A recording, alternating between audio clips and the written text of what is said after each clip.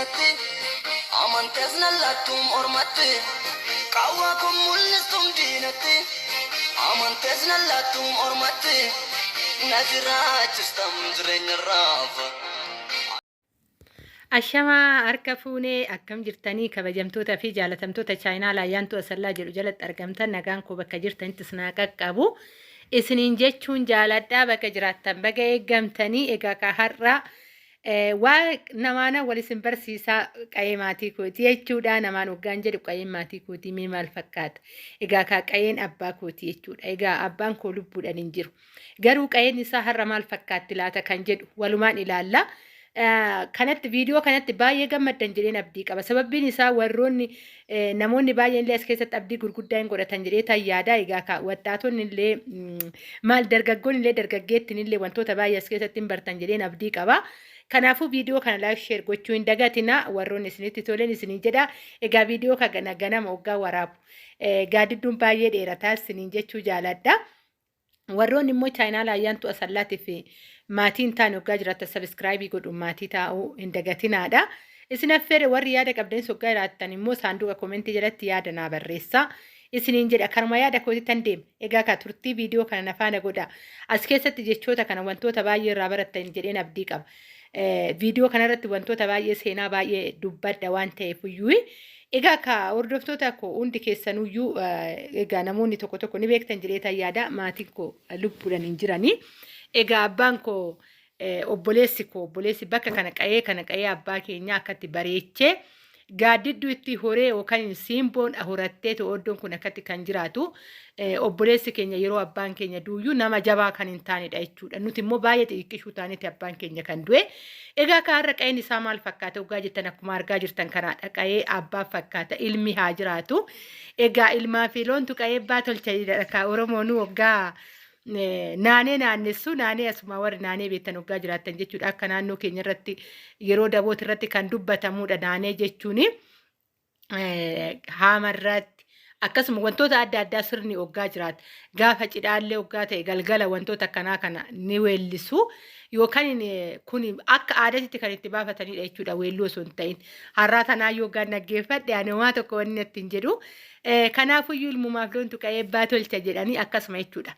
Amma dhugaa dubbachuuf yeroo baay'ee qa'ee kana waggaan dhufu baay'een ajaa'ibsiifadha baay'een dinqisiifadha. Amma lafa kana biyaansi lafa hektaara tokko hin taa'ee tayyaada jechuudha. Akkuma abbaan keenya oddoo isaa jaalatu. Akkuma abbaan keenya wantoota yeroo kaagaa biyya Arsii keessatti baarjaafidha kan wantoonni jiru. Akkuma argaa jirtan baarjaafin akkamitti akka inni dhaabee yeroo san dhugaa dubbachuuf akkanatti miti jechuudha abbaan keenya waggaa du'u. Baarjaafiiwwan kun jiraatetti miti garuu inni bakka qa'een abbaa kootii gaadidduu godhachuu qaba jedhee haala kanaan qa'eetti hafee qa'ee isaa kunuunse. Dhugaa hunduma isaatu tokko lafti kun hagam akka inni dheeratu egaa ijaan argatanii waan arganii amananiidha. Ijaan argaa jirtanii margi amma yeroo kana keessa. Baay'ee giseen dhaqee waraabee jechuudha viidiyoo kana kanaan magallakkisu yeroon faasigaadhaa deemedha jechuudha. Caleen isaa akka inni jiru margi isaa akka inni jiru qa'een akka jiru. Qa'een kun qauma abbaa kootiidha. Namni tokko iddoo kana keessa hin jiru jechuudha obboleessa koo malee. Waa mana argaa jirtan kana waa tuulaa argaa jirtan kana kanuma isaatidha. Lafti guddaadha baay'ee jechuudha. Lafti abbaa keenyaa baay'ee guddaadha. Lafa kanarratti baarjaa fi ijaaree akkuma argitan kunniin lafa kan guttoo ta'e kan duraaniitidha. Amma guttoon xixiqqaa lafa keessatti argaa jirtan kun. Kan duraan guttoo ta'ee baarjaa fi duraanitti guttoo ta'e jechuudha. Garuu amma inni erganaa kana guutuu isaa zuuraan yeroo kam akkatti akka jiru egaa akka tokko taadhaa hin barbaada baarjaa fi akka hin beekutti jechuudha. Amma hin beeku malee duraan tokkotu natti fakkaata. Baay'ee dagachuun natti fakkaata. Warroonni waa'ee baarjaa fi beektan natti illee kolfinaa hin tokko tamadhee tayyaadha duraan. Jechuun waggaa dhaabamu ofii kootiin dhaabne waggaa dhaabamu waan tokko tamu natti fakkaata. Dagadhe kaanii yeroo xiqqooti malee. Ani ergan akkana gurguddadhee magaalattaan baradheelleedha waan ta'eef iyyuu isiniin jedha. Haala kanaan akkuma argaatoo jirtanii egaa qa'ee irraa gadi siqeetan waraabee amma kara qa'eettan ol siqaa jira kun qa'ee isaatidha.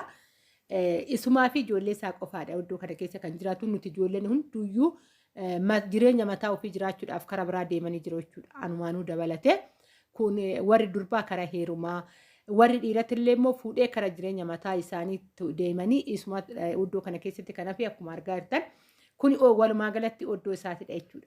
Baay'een itti boore miila nafaa jechuudha. Miila faasigaa dhaqe kan hedduu tokkoon itti gammade deemetu keessa hin quufne dhugaa dubbachuuf jechuudha waliinuu deemetu iyyuu hin geenye akkuma argaa jirtan kana oddoon keessi baay'ee kana keessa faradoota kan itti gulubsiisuu danda'an inni haxiree barreechee gaaddidduu yookaan siimboo itti uume jechuudha dhugaa ilmi dhiiraa haa jiraatu yoon kana jedhu immoo shamarri maalii naan jechuu dandeessan dhugaa dubbachuuf ani shamara anuuyyuu shamaraadha waa'ee shamaraa dubbachuu sun ta'e shamar oduu amma abbaan koo ijoollee dhiiraa qabaachuu baate yookaan mucaa dhiiraan kun jiraachuu baate shamarri oddoo kana keessatti ijaarrattee sun jiraattu dhuftee qotattee galti malee qonna ta'a iddoon kun malee shamarri ijaarrattee sun galtu maaliif ishiin heeruma deemtee jaa ta'eefuyyuu karee heeruma ofii gaafa deemtu dhirsi ishii sun achitti hin galu innillee akkuma abbaa ofiitti hafa malee jechuudha.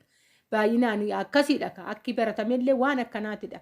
Garuu mucaa dhiiraa ijaa ta'eefidha qa'ee kanarratti hafee oduu araddaa abbaa maqaan balleessin amma namni jechuun agaa ammaadha kan obboleessa kiyya yaaman malee abbuma kiyyaa waamanii jechuudha. Amma ijoolleen amma dhalatte kan kuyyaa mucaa isaatiin jiraniituyyuu maqaa obboleessa kootitti yaama malee akkuma jiru namoonni gurguddoo ta'an namoonni isaan gita obboleessa kootiin gita ta'an hunduu qa'ee abbaa kootittiin beekan jechuudha. Ani kanaafiyyuu baay'een itti booree namni tokko immoo qabeenya kanallee jedhee namni isa gaafate hin jiru jechuudha obboleessa keenya nuti ijoolleen obboleewwanii bakka hundi keenya hiree keenya jiraanna jennee namumti gaafatee iyyuu hin jiru jechuudha. Maaliif nuyi baay'eetti gammanneeyyuu sababbiin isaa innumti achirratti nu jiraachuu isaatiif innumti achirratti qa'ee abbaa keenyaa nu waamsisuudhaaf waa'ee lafa kanaa eenyumtuyyuu bootaatti kenneetuyyuu ilaalle waggaa dhaqne baay'eetti gammannaa. Egaa deemaniitu waliin hin gaannu gaafa sannan gaggabe deemee waliin ga'u tokkoffaa lafa dheeraa baay'ee deemee hin beeku kun amma kara ala baati. Egaa dudda duuba hin zoorreyyuu ala kana kanan bahe woriin waggaa dhiyoo kana jiraate horii isaa sanitti argisiisa dheetananii egaa ganamaan bobbaasanii woriin rufa amma kun oddoo duubadha karaatti achi bahanidha. Kunillee amma kan isaati bootaatti ba'an beektu ka gadi waggaa ba'an kaloo namaati irratti miti kan bahamu waggaa beektan kanuma ofiiti irratti bahama. Kuni amma kan isaati bakka itti horii ofii gadi baafatu jechuudha. Oddoo haxireet oddoodhaan duuba fuulduratti immoo bootaatti gadi ba'uudha. Egaa woriin dhiyoo kana waggaa jiraate woriillee sinan argisiisa siniin jechuu jaaladha. Waan dhiyoo kana jiranillee natti fakkaatu xiqqoo turee tan gadi bayanillee ergaa duubnoo ite roobatu jira qorri waan biraati maal jedhee isinitti malee kun lafumarrattuyyuu ni beeksisa. Egaa hurufti kun eessanaan jechuu dandeessan. Warroonni ni beektan jechuudha. Ganda kana warroonni ijoolleen baay'een egaa hordoftoonni kiyya wantoota bakka adda addaatidha. Warroonni hordoftanii gandi kun asallaa keessaa baadiyaa yookaan karaa makiinadhaan daqiiqaa 30 waan akkasii oofudha. I think garuu daqiiqaan qabanne waan akkanaatirra in oofu jedhee tanaan ani ofii kooti kan tilmaamedha. Baay'ee dhiyoodha. Gandi kuni ganda Tulluu Cabbii jedhama.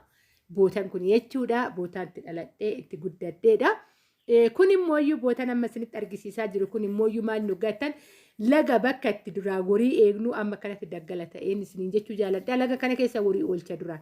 Kun amma laga yaa'an hin mul'atu as jidduu kana keessa yaa'a. Bishaan jechuudha. Bishaan nuyi asitti horii obaasaa amma jidduu kana keessadha. Bishaan kan yaa'u garuu mul'atu. Duraan urfatti mul'ata bishaan. Egaa bootaa kanniin seenaa baay'ee qaba. Bootaa kanatti baay'ee taphanna jechuudha. Ijoollee ganda tokko keessa yookaan faamilii taane keessa bakka tokkotti wal geenye horii laga kana keessatti horiin hoggaa barbaadeen dhugaa achi deemee itti gadi deebi'a karaa qabaa yookaan amma karaan hunduyyuu duudee jira. Malkaa tokko bichaadha kan ittiin dhugamu duraan malkaa bakka baay'eetuyyuu jira jechuudha. Amma bootaan dhugiitii malkaa tokko bichaa ta'e. Hurufa kana keessatti eegaa oollaa egaa as keessatti seenaan hin daganne keessaa jiraate taanaan waa tokkoon isinitti dubbadha warri viidiyoo haga dhumaa dhaggeeffattan garuu jechuun keessaniin oolu isin jedha. Akaayii guduuffannee bobbaana. Warri beektan hoggaa raattan warroonni akaayii guduuffattaniitoo karaa wanni deemtaniitoo jiraattan hoggaa raattanii dhugaa dubbachuu akaayii qorottomnee raawwannee afaan keessaa ufuunee goggobsina jechuudha. Dhakaa gubbaarratti fa'a. Akkasittiidha kan nyaachaa turre. Kuni seenaa sammuu koo keessaa baduu hin dandeenyedha. Aga kana yeroo horii eegnu naannoo kanatti dhakaa gurguddaatu jira achirra akaayii afanne jechuudha. Akaayii akkamitti afanne alalshannee raawwannee gadi tufannee akaasa irratti goggofannee daganaa deebinee nyaanne jechuudha. Warroonni akkana gootan jirtu seenaa akkanaafaa qabna yoggaa horii eegnu kun hurufa kan namoonni bootuma san maasaa isaanii kan ta'e irra warra haxireedha. Kuni garuu baay'ee ani bootaan isin argisiisuu barbaade diraatiin taanaan laga kanaadha. Laga kana egaa ka seenaan kana fakkaatan isiniin jedhaa iddoon itti laga boorii eegatoo turedha. Bootaan kuni seenaa akkanaa tan qabaan isiniin jedhaa warroonni viidiyoo kanaa gadhumaa dhageessan garuu akka kolfaan duutanillee abdiin qabaa akaayii nyaatanii akaayii jechuun kan warroonni beektan garbuu yookaan qamadii irraa kan akaawwamuudha.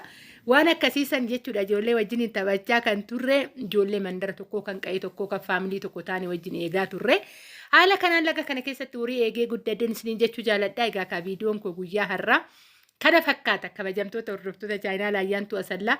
Egaa waliin kun olaadha achirraan gadi bu'aatoo jira.